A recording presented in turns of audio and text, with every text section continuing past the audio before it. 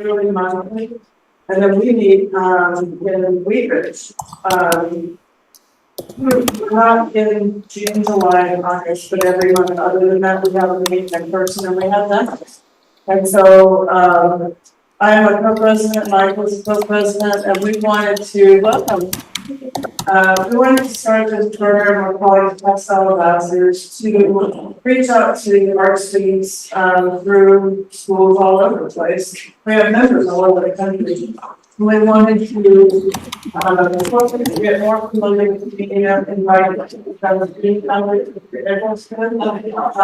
then invite them to some of our meetings, some of our demos. We have hangouts every month in November and December, and that's totally great. We do payroll on Zoom.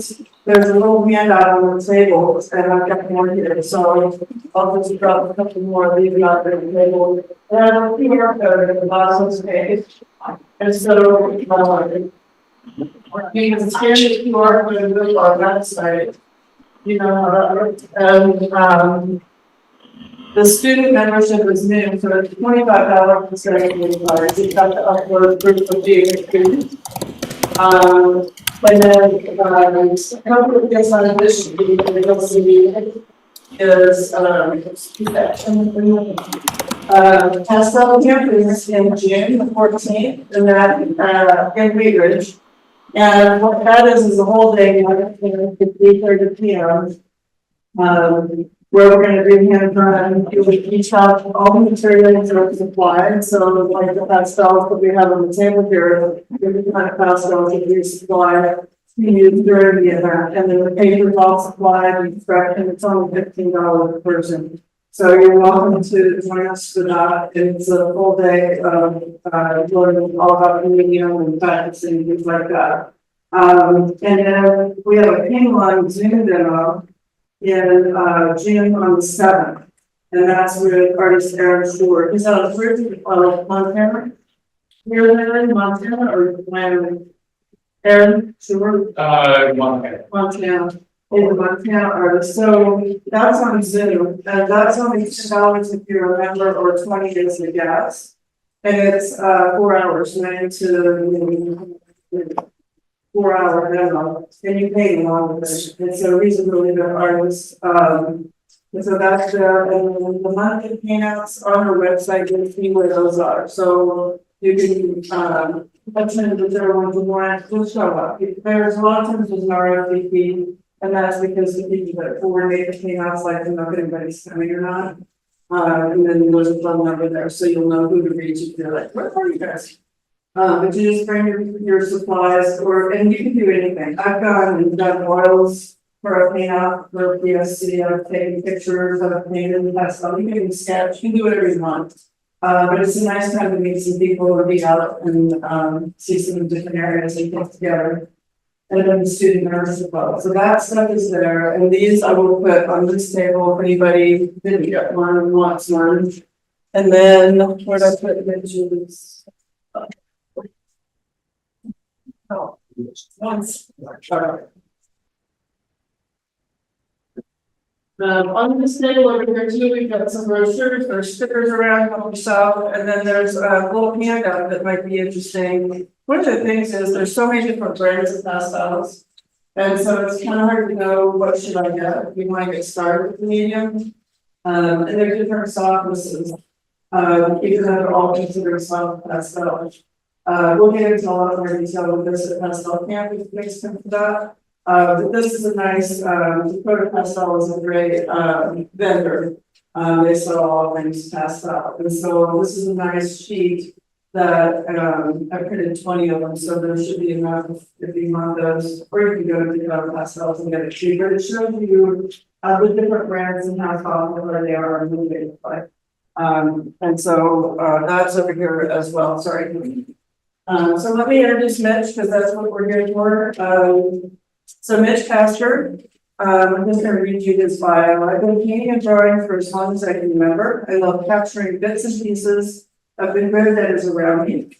After many years as a news and courtroom artist covering some of the nation's most notorious trials, Mitch Caster now concentrates on showcasing the positive aspects of the world.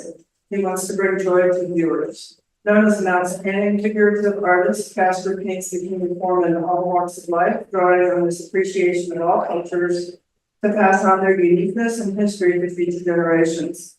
He also loves painting wildlife, landscapes, lighthouses, and much more.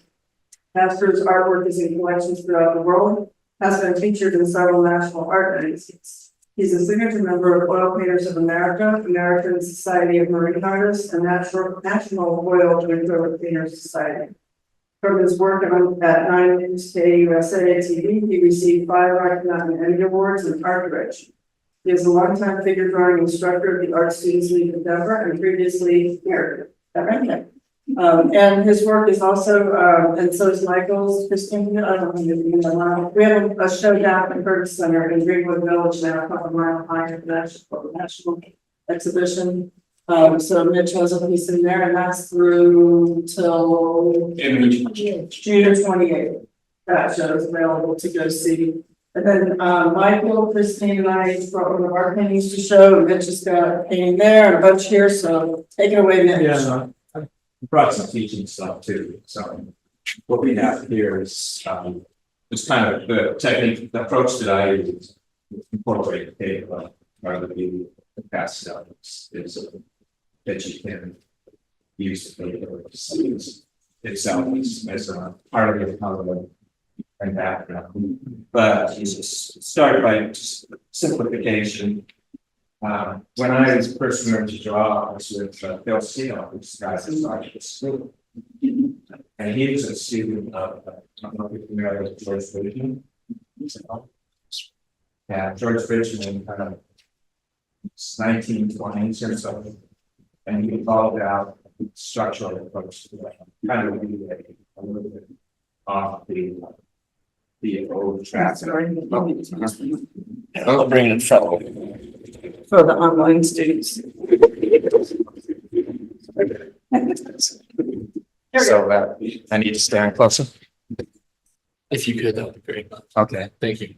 Yeah, anyway, Bridgman was like 1920s, 30s at the Art Students League in New York.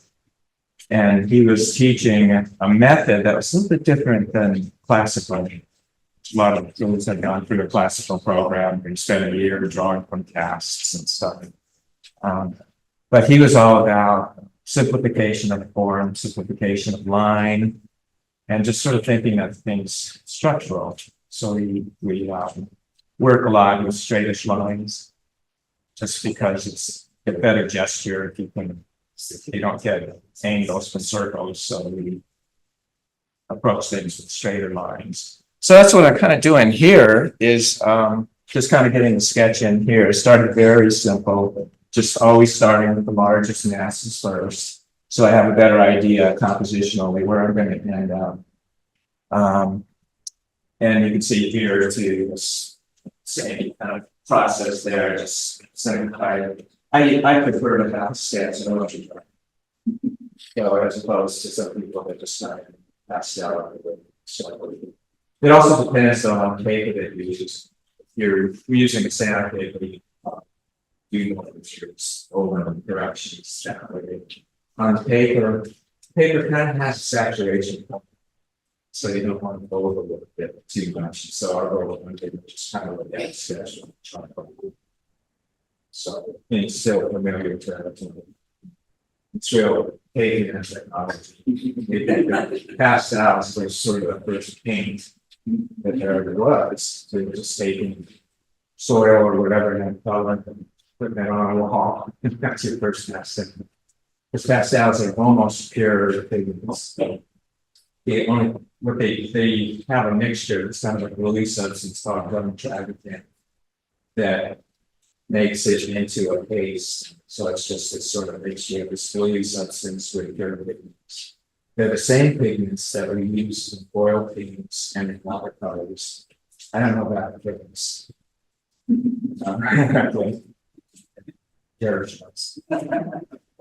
But anyway, yeah, it's very simple medium, but it's just kind of dry painting. Once it dries out, then it's either extruded round or square. Some people thought on that square is a good idea because so many roll slow forward. There goes another 4 or 5. But you can save them. You can take distilled water, turn it back into a bluey or re-put it together. Say that's recycled to bleach it. So, but I like it. Well, pastel, and the first color that I got to work with was from a set of pastels. I'm sure in those days I had no money, so this is the way I look at it.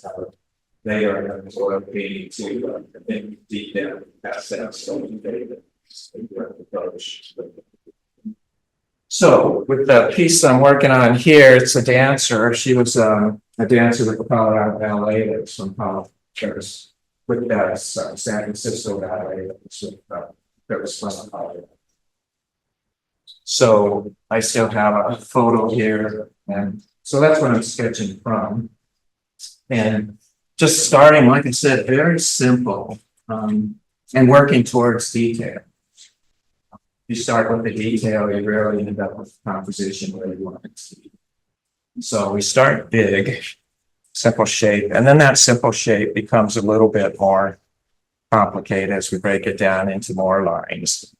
I get this leg working here a little bit.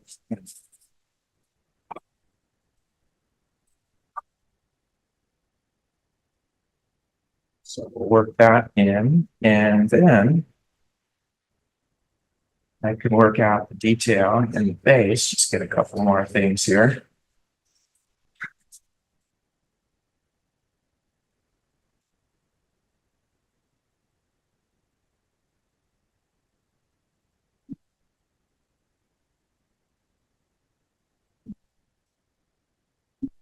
So just looking at things like the negative spaces that I'm creating. And that's kind of my checks and balances, looking at the negative spaces. Steadily, I can get like proportions. So when I'm drawing, I'm not having like that until we get into the detail where I need to get a little bit closer. Trying to figure out this lady.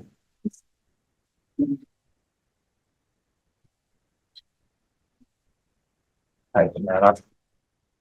Let's see.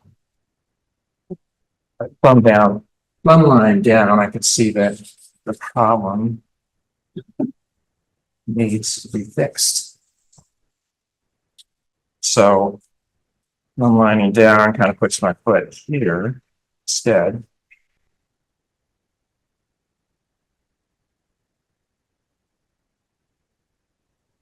And then the other foot relates.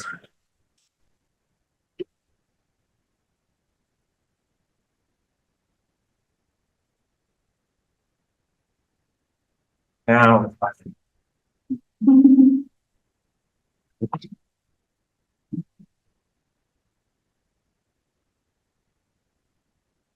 okay, just got a little bit of detail in the face, and I can start with the pastel. You can see in this approach here, this is the first thing. When pastels, we can't look at the palette that we can mix everything up and look ready. But instead, we have to do some of your mixing around the border, just to layer. I don't do a lot of rubbing because I think the beauty of the pastel is that it's like pastel. Too much rubbing kind of loses some of that freshness that it has, but there's still kind of nice and softness. And when you layer it, it also soften things out. Okay, so let's get this face going.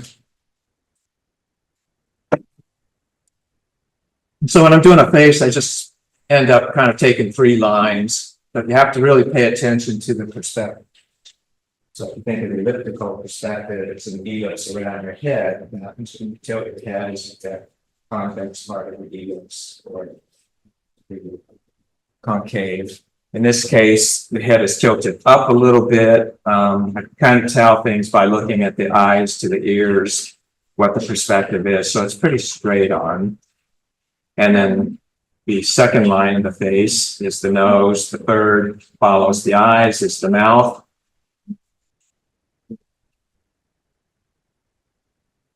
And with that much, we can kind of see the size of the head, the size of the face. See if we're going to be okay. We don't want to discover how we're in. Okay, but it's growing with this face size. So those 3 lines, pretty confident we go forward. So do that. Nobody helps to see.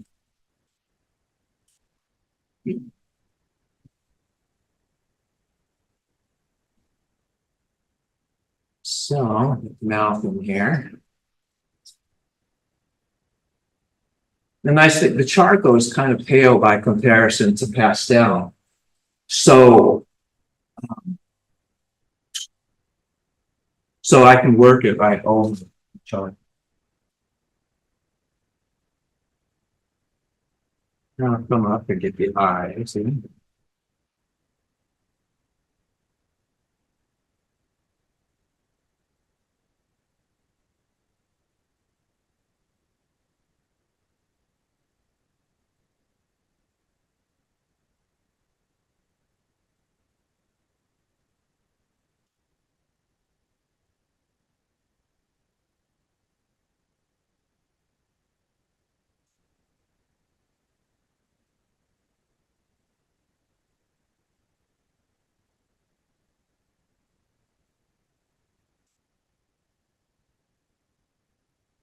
Out some of the details to the head, a little bit more of a jawline shape.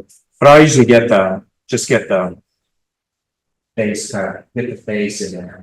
Use the face to guide with the details of the contours of the face on the outside. And we'll figure out the hair.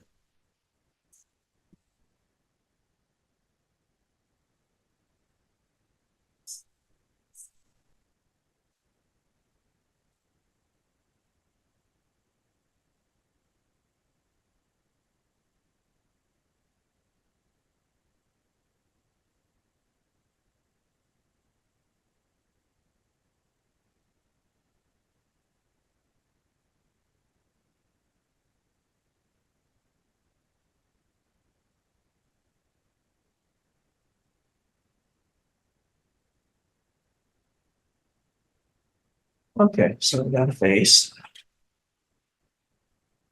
Just step back a lot. Check it. Never know. Heads to the road. Or a shrink.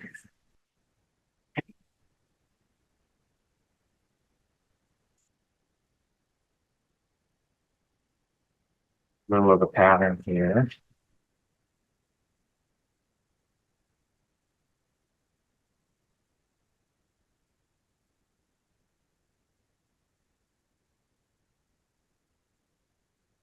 No, first thing I'm gonna apply pastel is what I would consider my key dark, and that's just using the black.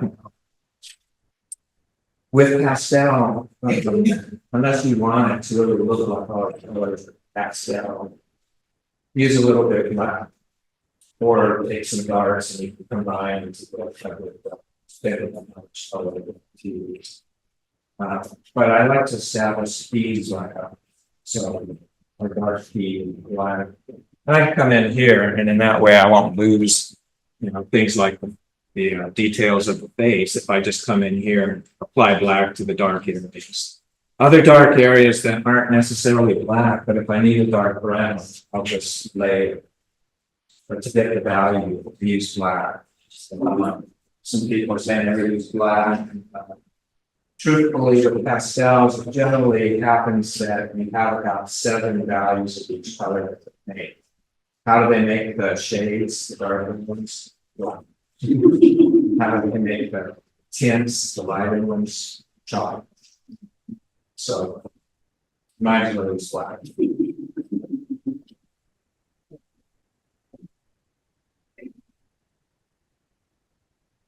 So, get some of these details in here quick.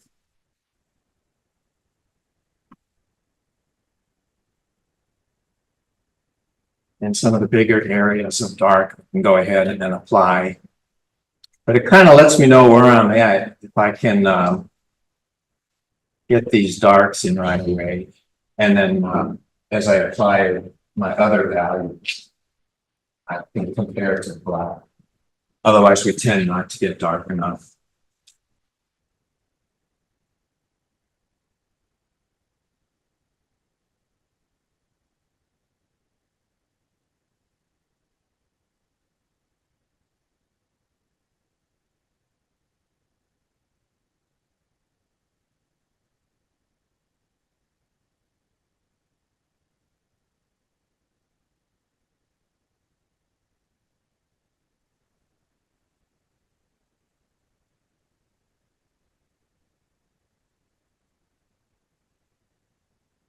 You have to be careful though, you can be a little bit staring with it, because it's a middle tone.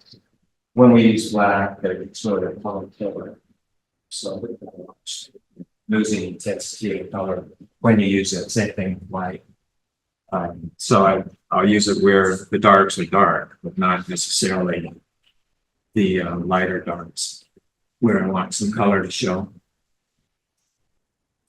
Coming down the strap here, it gets good dark there, and here. Even this green of the top of the dress here, there's some pretty dark area there. So I'm just going to go ahead and use a little bit of black there.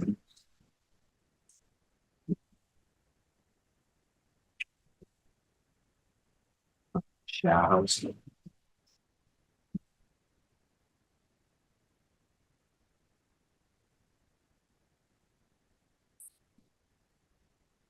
Actually, a little bit of white stuff up here. So come back in the charcoal with that.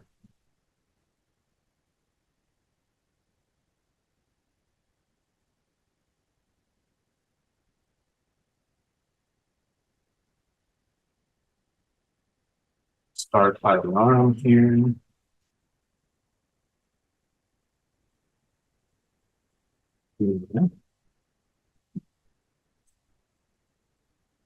And come down. There's not a lot of real darks in the dress, so I'll stay away from that. But there's some definition down here at the bottom, the cast shadows, deep shadows.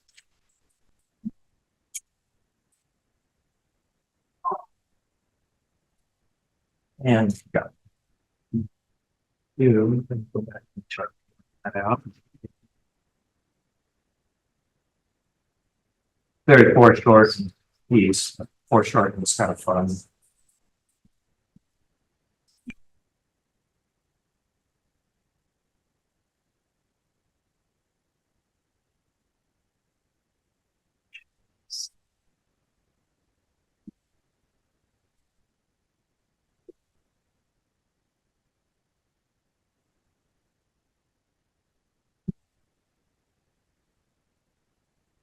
Okay, now we can start getting into some of the other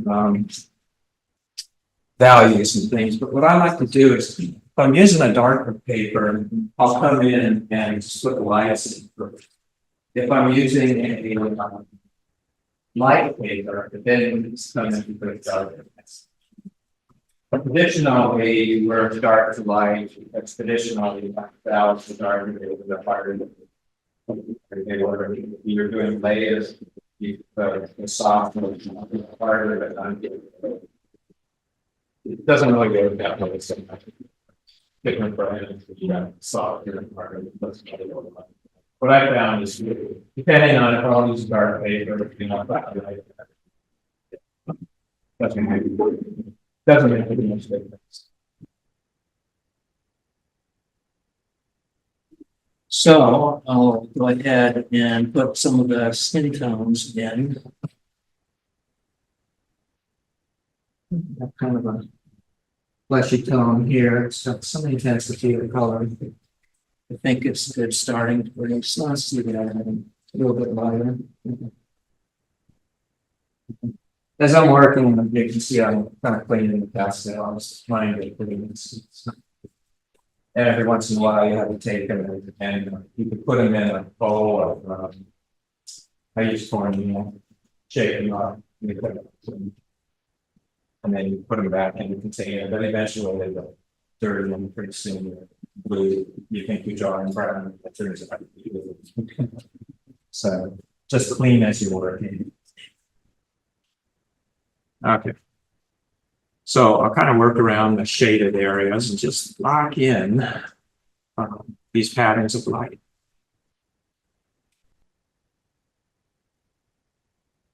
Maybe a lighter touch where we have a value that's going to be a little bit darker. Put here.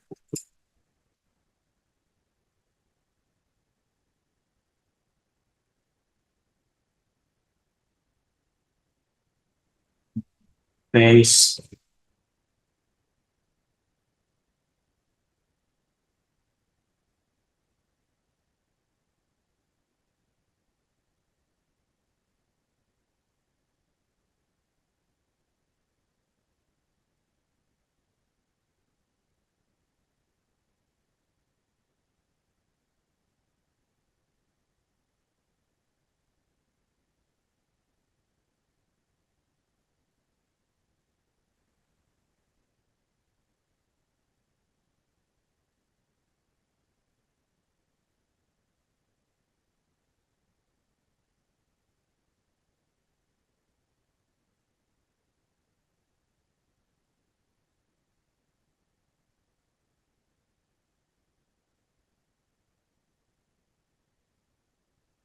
In these lighter areas down here, I can put some of this in.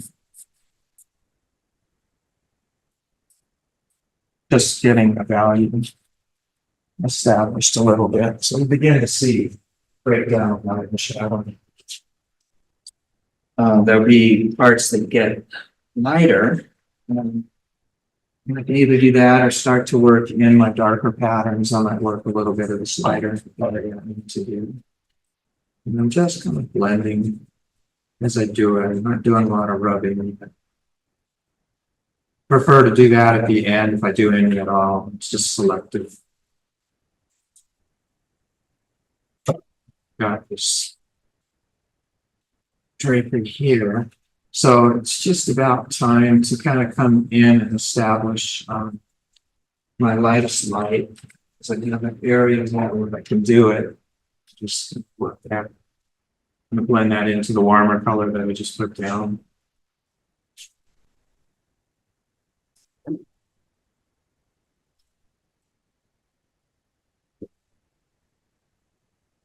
Right, and get that in there. Now we have our extremes of light and dark. And let's see.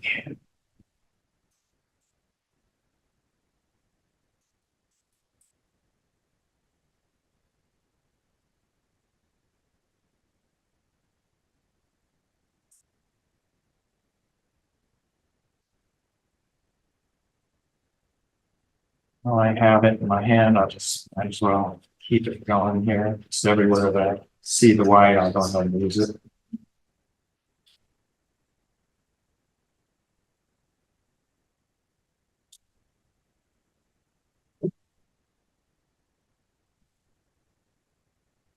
It's all about just really paying attention to the patterns, shapes.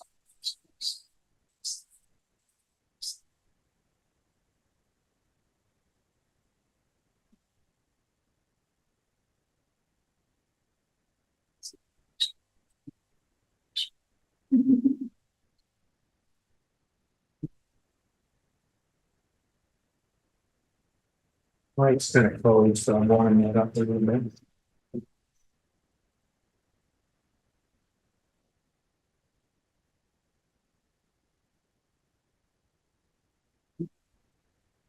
Again, while I have it in my hand, I might as well use it for some of the other things you see here.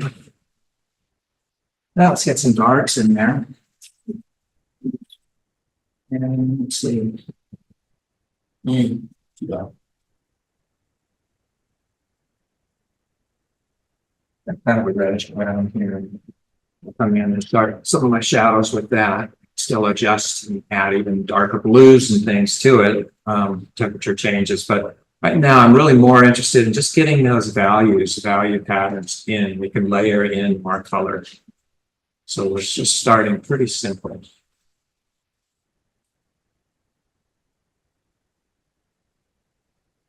Put my black. Clean up the bottom left here in the shadow.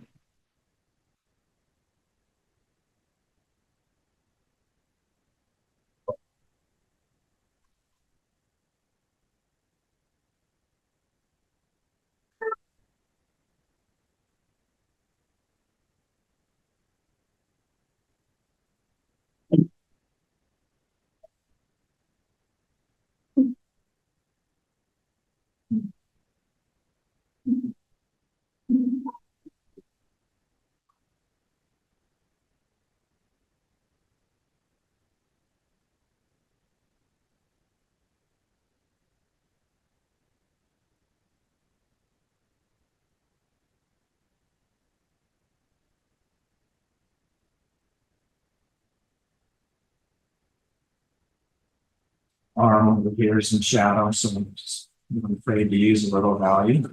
And here is a little more complicated.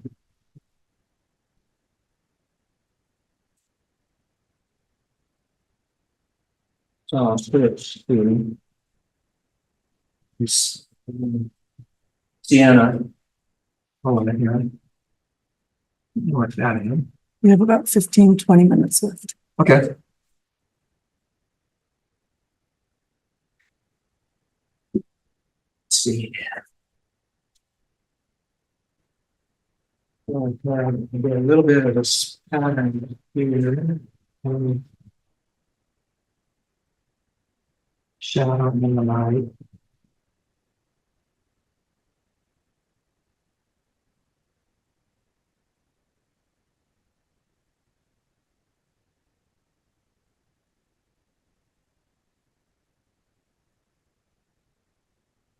Let's get some green into the glass.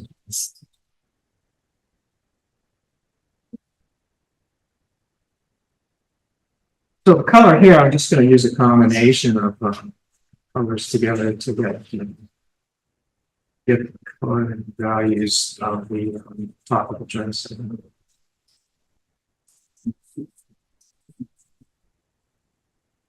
And come back with black again. Should start well and then get the blue mixed in there to get that right hue.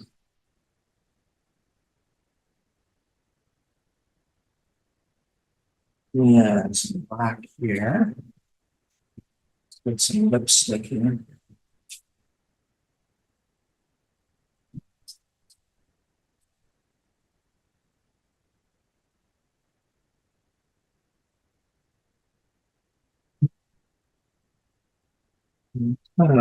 Mixing it right with the black. You only can get some red. Just the lips on the bottom.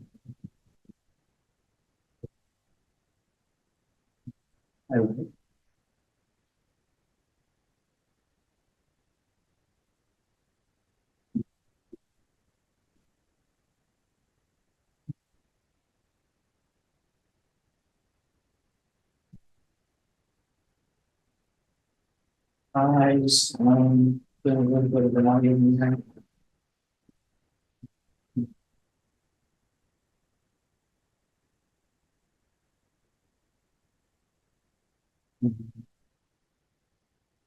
I'll get some of these other tones into these areas. Then just sort of establishing the value and then shifting the color. Some other things.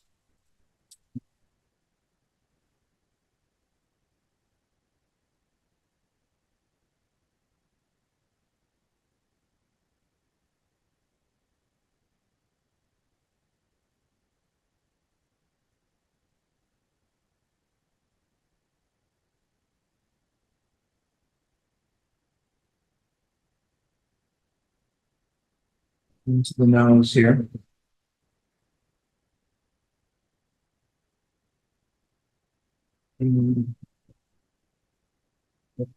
Another shadow. The side of the nose.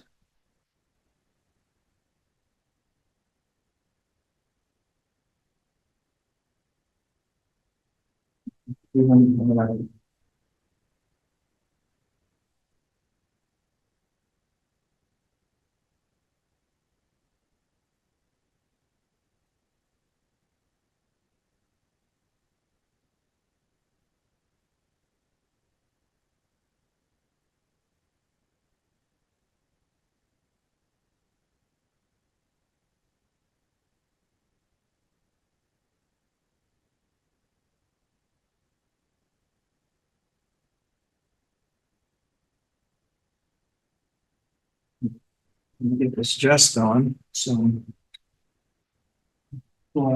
Couple of light values, yeah, just combine color. Sometimes the combinations are actually nicer than having color. So just kind of layer. But it might be good to go ahead and get a little bit of the folds first. Mine's kind of limited, so. Put that there.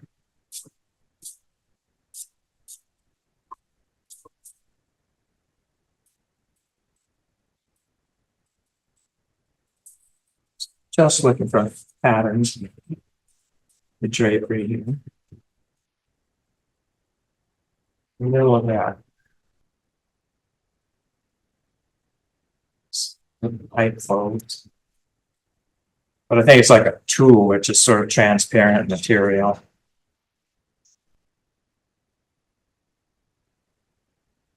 Just get a feeling of some folds there.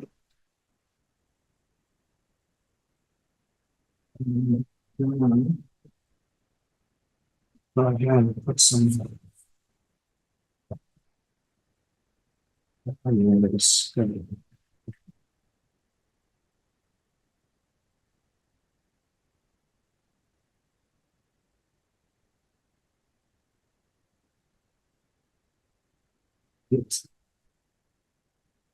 But I love the text. You don't want to lose all of that. So I don't want to get too heavy handed. Just work these together. Yeah. To get feeling for the color of that. Use a little bit of white, so blend it, but also find some highlights going on in here as well. Come back to some of this stuff.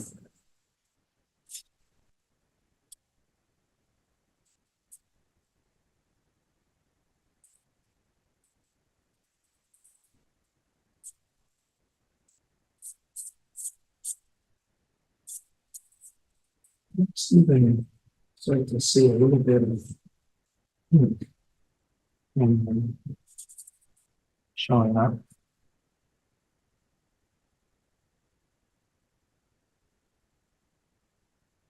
Work another value into that.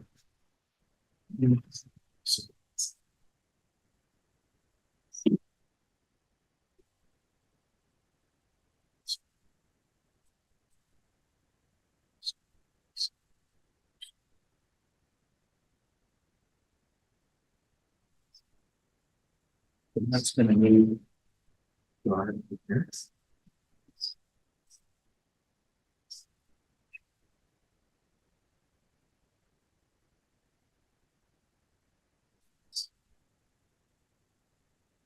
see a value on the side here. It's significant. Get that in.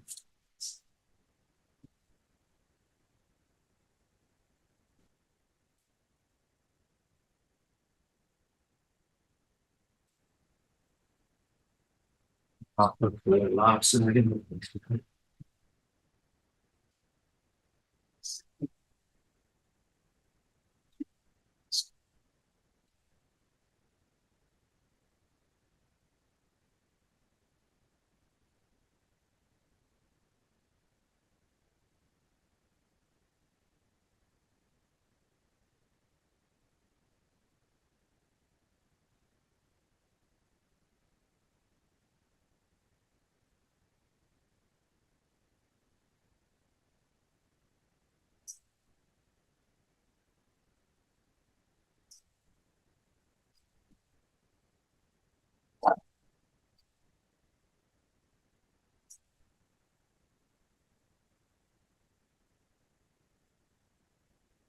So I've really got the block in now. It's just kind of fussing from details. And finding highlights.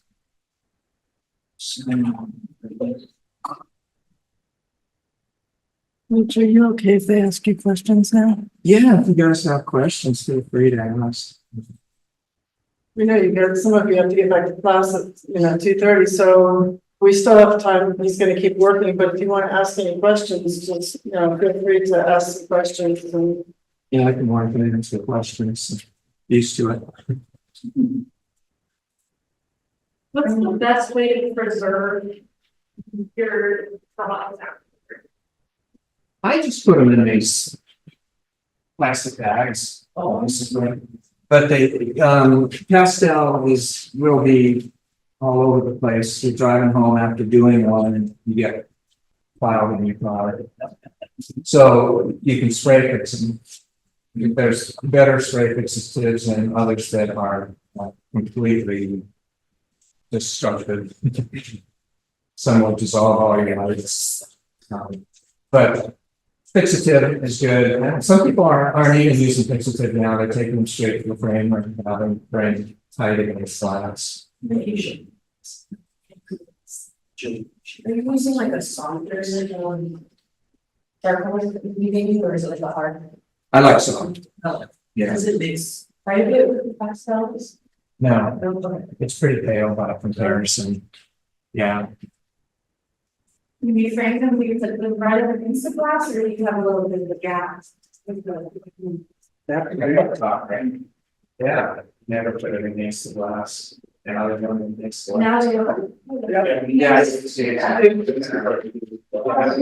this, see, my piece over there has more traditional one with some stages, Yeah, but it's a new way. it's stuck right there. Yeah, glass is fluid, so I imagine it about the years like that. Well, you. Yeah.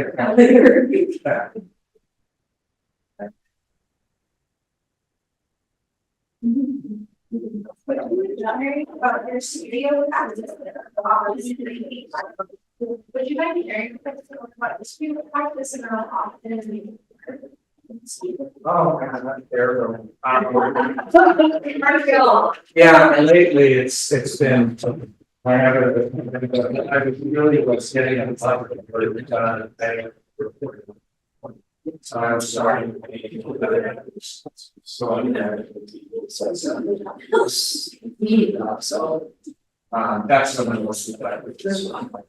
No, I did exaggeration. Was it a January? There was every other day, so I was even before I was ready for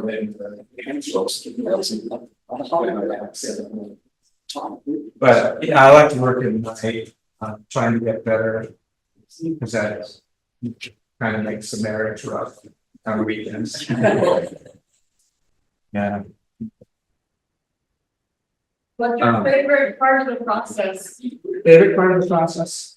I still love the draw. Yeah. Yeah. So I like that, but it's all exciting when you see a piece come together. And over time, things have changed. I have a much greater appreciation for landscape and things like that. And I'm sorry that's figurative artists. I mean, it's a guy I studied with, Bill Steele, who started this school.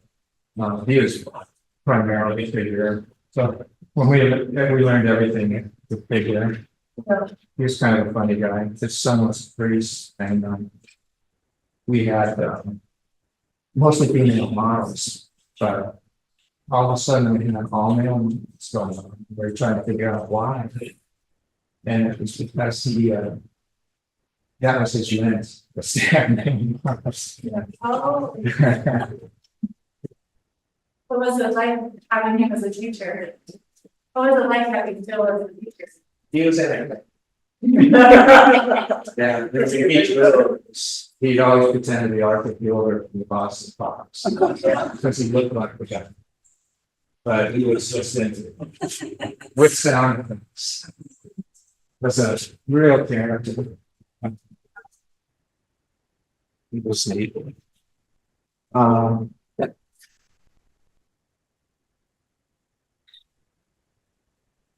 But yeah, it's a good techniques from searching and help me as I'm later in talking about it. Have to do things where training can help them out. In Colorado College, then Bill gave me a scholarship, but then the next year, I had to leave on. And so I went to Colorado College for a year, but it was certain idea that I got interested in corporate to have a private capacity. And that was fighting J trial, spider sliders, it was years, it was murder. Students on trial. I couldn't get to ask them to do over the first. So they I could put it out. Learn that thing in the course. So we're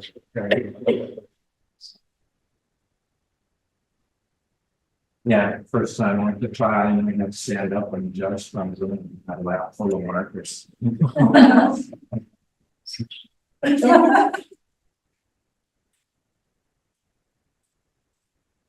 What are your tips for being a good likeness? Well, it's a funny way of doing it, but for me, the logical approach is written nose, seeing the middle of the face.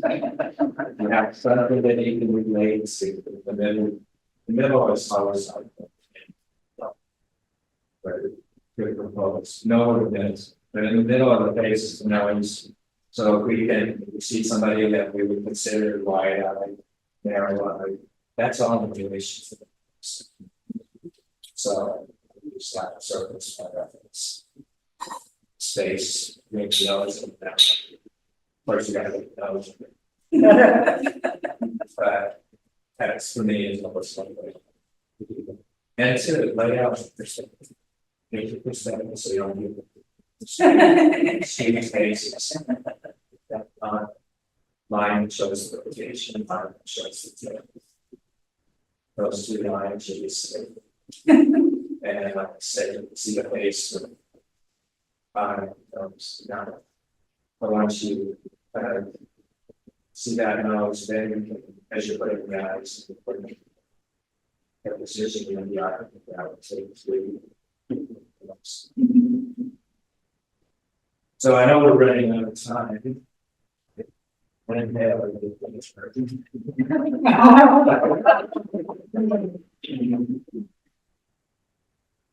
But it's a really fun medium. You don't have to worry about change drying. So when you do have a schedule, I kind of lately get frustrated because all my other things goes.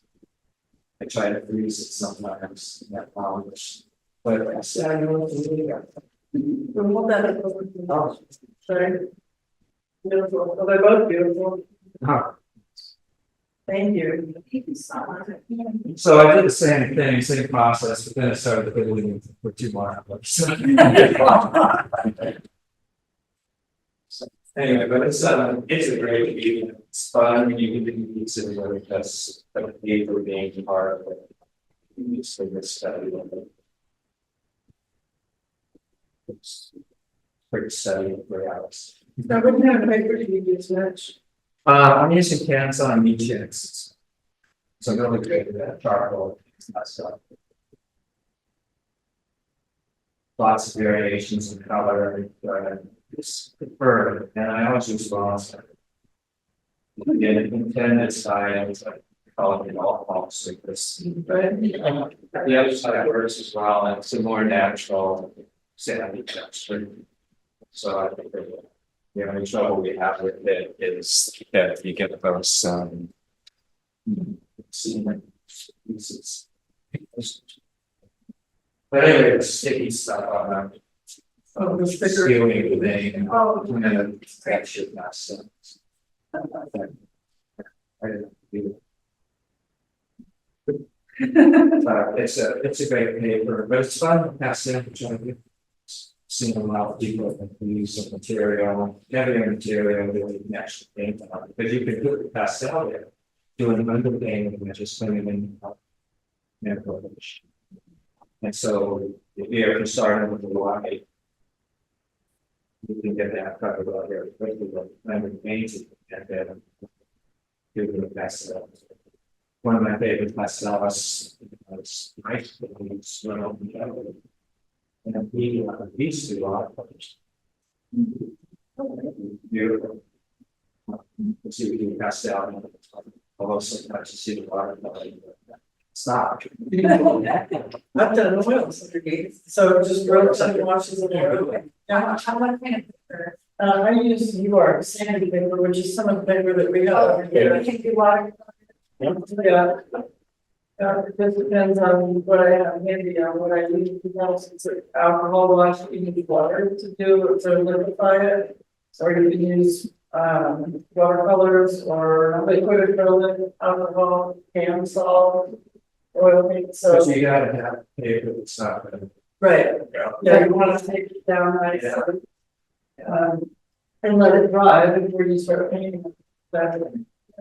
But we got some fabulous, we're Pastel Society, once you join, once a month. Except for something. That's just. So you can see that it's really just slowly, so much. It's a secret. Special. That's it. Very hard to reduce. There's some question online. Well, they can't hear, I think. Yeah, we have one question on. Oh, sorry. Are any works up for purchase? Yeah, I'm sorry. Are any of your works available for purchase? Yeah, I sell my pieces, but a lot of, every week I do these we have a life drawing group, an artist, Daniel Sprick, hosts it now, but we've existed since 1987. Our drawing group. We're having a show right now at Grand Junction from the group. But we've been in different studios. We were in Dan Sprick's now, Farmhouse before, Nancy Avalon. This whole different series. We actually started it out with Cooler Stadium, so no warehouse there. But yeah, I have done a lot of sort of selling and trades, mostly with artists, because most of the said we're doing once a week. So if somebody was interested in looking at and possibly purchasing, where would they go? Just come to my house. Nice to They meet need you to all. contact information. Yeah, The South Society website?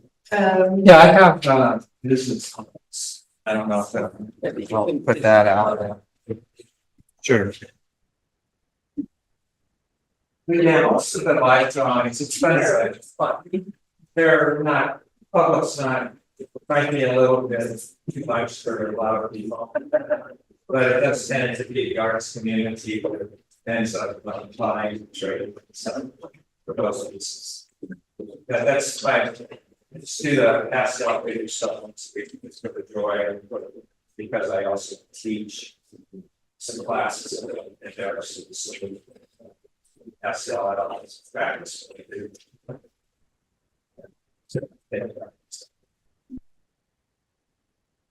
You also do web meetings ceremony. Yeah. Yeah, I work in the beach right now, it's probably. So for years and years, I did most of that, so. I worked with the, but before that, I was more interested in Mexican folklore, Spanish. That led to. Getting that's like the next there was a dean who started the art students. He was a good talker, and he got himself into a fundraising following that lady, and he got into painting and investigated. He had a lot of yes. So he may have he asked me about the project now. So when I used to go to Rocky on Ogden Street, it was really for us college. I've gone Ogden on campus. And, but we used to have a valley street. And, you know, I was too shy to go there and try to get robbed or go there. So she got so I was scared of that. And so I was very excited to be years later to pick out. And it was a natural place, you know, because I had been studying prior. When you're working, so my sister took professional salary and I did never got that PhD, never volunteered. And so I go in there, I see them dancing and moving, I'm just like, how in the world do you do something like this while they're dancing? Like how do you maybe like set up photo shoots or I'm not sure I just guess it's like it's depending on the test. right? And a lot of it's Yeah. because it's fun challenge. But most of it's and it's actually more interesting to me. It's just catching up with their Yes. yeah, if they're practicing in tutus, they can't sit in a chair. No, like yeah. Basically. Gracefully, yeah. But also I thought, you know, Yeah, but lighting isn't always the best in there too. I mean, like you want more dramatic lighting for your piece. yeah, that was such an honestly, got lucky this time of day, it was like just being right through. Okay. Take the chance to be part of it. There you go. Yeah, I was looking up and down, a lot, I just, you know. That was like the point where there was just one spot, like, the dancers would get that spot. Oh. Yeah. But it's not like, Mhm. it's not.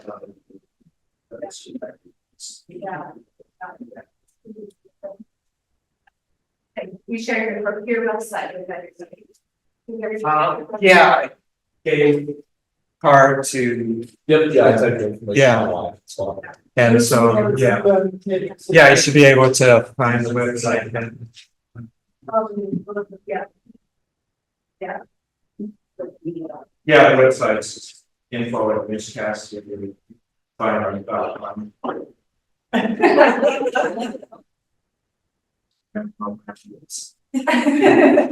My wife helps with the advice. It's got a beautiful gallery in here. She's done a good job. I saw it on too. You were wondering about, sorry. But anyway, yeah, I'm in Spirits of the Wind Gallery in Gold. Heritage Fine Arts at the House. Works, no, something. And this is part. But anyway, it's right up in the street, it's hard, you know, little tiny gallery board. Class TV. Yeah, I've lost a lot of galleries because I'm getting older. I bought a retired, I used to be in San Diego, Fort Wayne, Indiana. Marble Falls, Texas. You know, it's. And a lot of shows too, you got 3 levels. World Painters of America, no items, national, and marine artists. And they got shows, that's what Pastel Society did, was you can find the photos. That's it. But yeah, all of those they provide opportunity. All right, well, thank you, Mitch, and thank you guys all for coming, we love meeting you, and please have some food, take a plate with you, and try the pastels if you didn't get a chance, and we're still gonna be around, if you have any questions.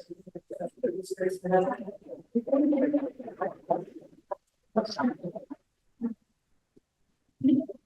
Yeah, I think fine. Oh, yeah, right.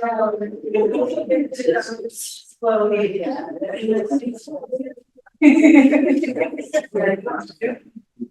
Oh, I know. Yeah, that's fine.